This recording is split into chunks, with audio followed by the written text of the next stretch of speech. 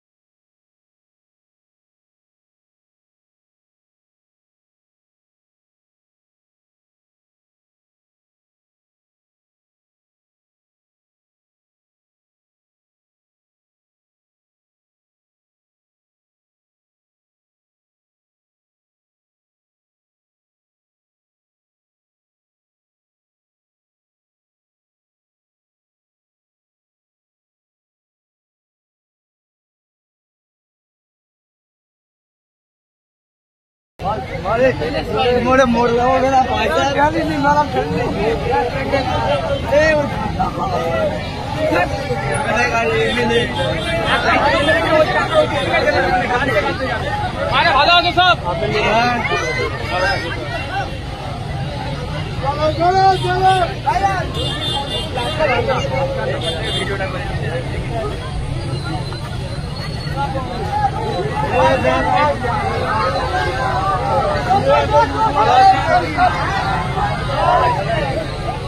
এখান থেকে কিলো মারি যাবে।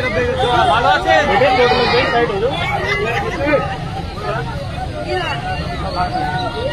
কালো খেলে ভাই, খেলিনি ভাই, খেলিস